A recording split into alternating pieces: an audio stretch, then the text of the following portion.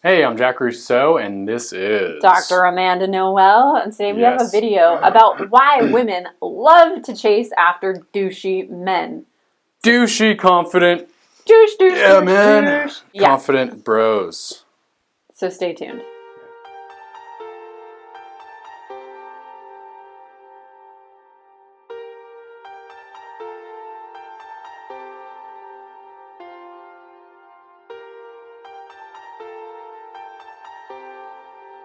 Okay, Hey, what's your name? Yeah.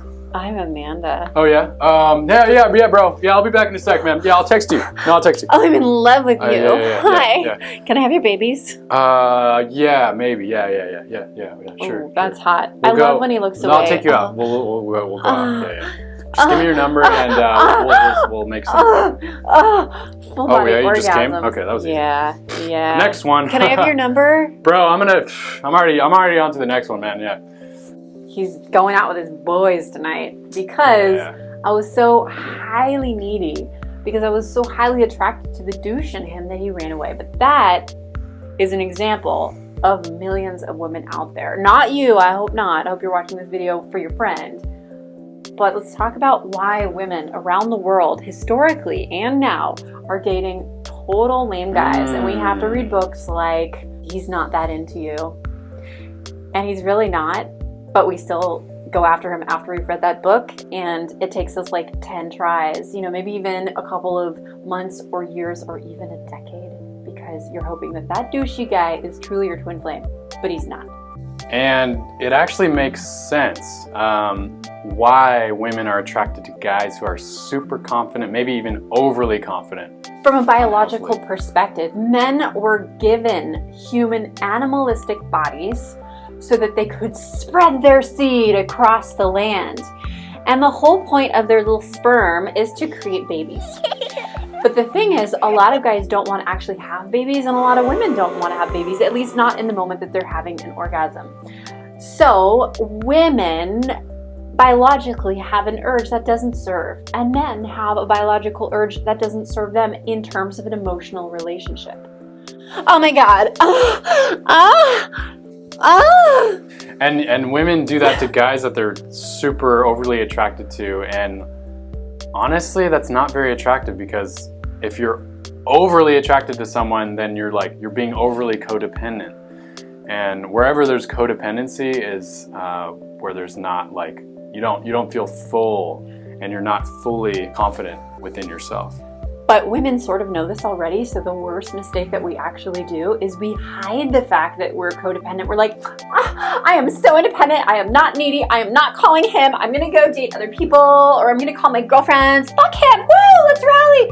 And the problem is deep down we have these unhealed wounds, these problems that we don't even wanna look at because it's so painful. And so even if we act like we're independent women, if we haven't healed those deep pieces of pain, it can be very, very easy to call in the wrong kinds of guys, the douchey guys, the guys that act like your twin flame in one moment and then they disappear and you have no reason why they haven't called you, because the last time they saw you, they said that they were going to call you and that you were amazing.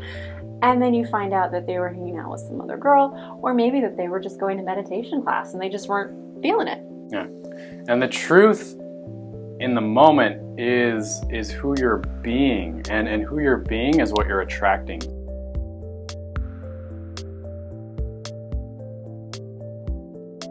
What you're saying, what the words that are coming out of your mouth, and how you're acting isn't important. The main thing is who you're being. So if you're going out on the night on the town and you're acting like, man, I don't need a man, when really you're coming from this insecure place where you're actually really needy, and you're actually running from your insecurities and acting like you're overly confident, then you're gonna attract a guy who's doing the exact same thing.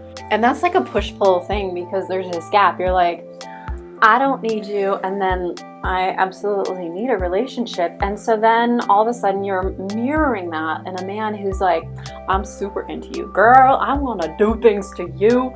And then he's like, girl, I'm not going to talk to you. And poof, he disappears into the ethers. That polarity is coming from within. So it's really important to not blame the guy. I know I did that. Judge the guy. I know I did that. But truly, we got to look at, why am I creating this experience? Why have I done this maybe over and over and over again like I did until I met my beloved? And maybe a little bit before that I was healing it. But girl, it is very easy to just point the finger and not look at yourself. But that's not going to get you anywhere. So why were you creating those repetitive patterns? Well, oh my gosh, I was super attracted to the guys that had this big energy. They were maybe the it guy in high school. They were confident. I didn't like guys that shared their emotions, their vulnerability, their neediness. I hated when guys were needy because I didn't want to look at that part of myself. And when they mirrored that, I was like, ew, you stink. Oh my gosh. And then I would actually... So they were kind of like, yeah, man, I got everything together. Yeah, bro. Yeah, I'll fight you right now. Let's do it. And, you know, like overly confident. They wouldn't necessarily act like they wanted to get in a bar fight, but they were super confident in their intellect, their work. They had the money, they had like women. Yeah. That was so attractive to me because ultimately I sniffed their pheromones and I thought, this man could spread his seed to lots of women and have lots of babies. And my reproductive organs were like, yeah, that's what I want. My heart was like, barf, ouch. Explosion. And my head was like, I'm so confused. Why am I attracted to this guy? I know he's kind of douchey. I know he's not right for me. But then I would have this little sneaky part of my ego that would want his babies or would want him. And I thought I could fix him. Because you can fix a man, right, Jack? Right. And that's what women love to do, is they love to fix men. Yeah, because you just take a drill and you drill it to the side of their head and then you put this gooey stuff in there. No, it doesn't work that way, does it? Yeah. You got to find a guy who's fixed himself up. And I think it's because women have this nurturing, motherly energy, obviously. And so they want to nurture this guy who really doesn't want to be nurtured to the point where they want to fix him. And they're like, oh man, I can nurture him so much that he'll change for me and that he'll commit to me eventually. And finally, I'm going to tame this wild beast. And where we do it, we often do it in the bedroom. We often, we often put our pussy power out there hoping to lure him in, even though he's actually said, I'm not interested in a relationship. Or maybe he hasn't said it with words, but he's kind of on the fence. He's not saying, wow, this is really going somewhere. I'm really committed. I want to take you out on a bunch of dates. I want to make sure before we hop into the sack that you know what I'm looking for. So before you hop into the sack, make sure you sign a contract, a verbal contract that says we're both on the same path, the parallel 11 path, that you're not going, this way and he's going here or here. But really, you want to verbalize that.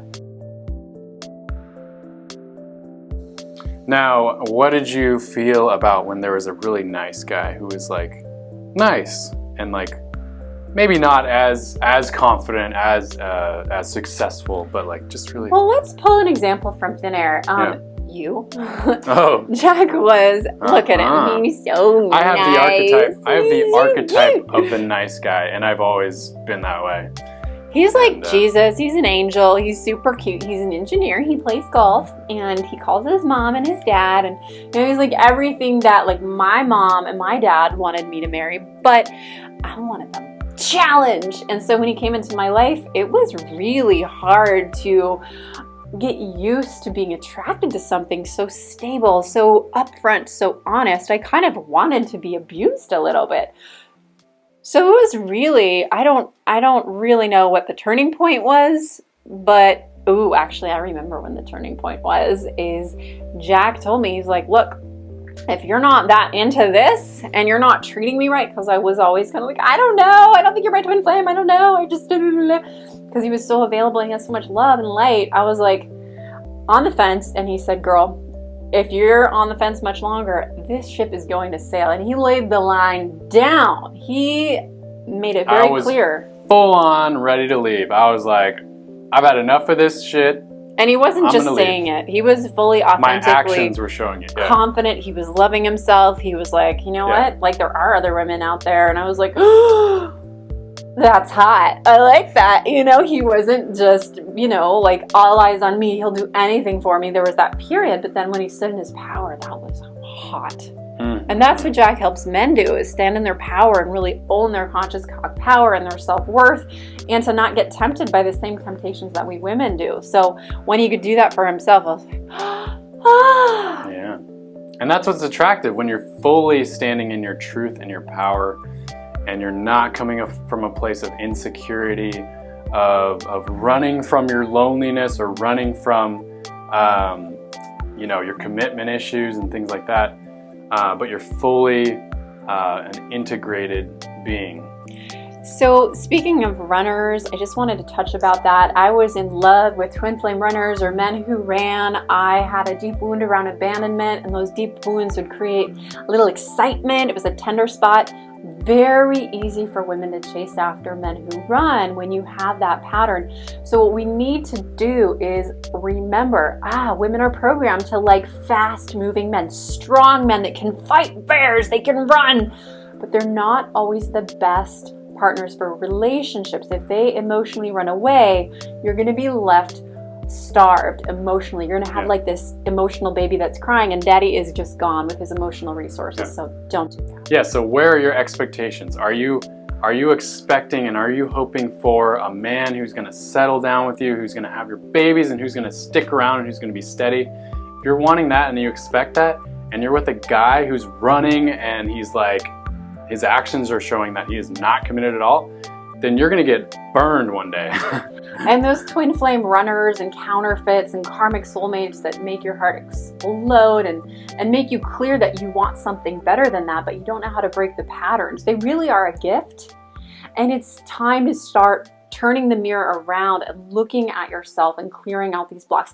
It's not easy to do. It's so easy because that sex that you had with him can be orgasmic. The wounds are very tender, so that can create areas and spots in your emotional body and in your yoni where the orgasms are multiple orgasmic.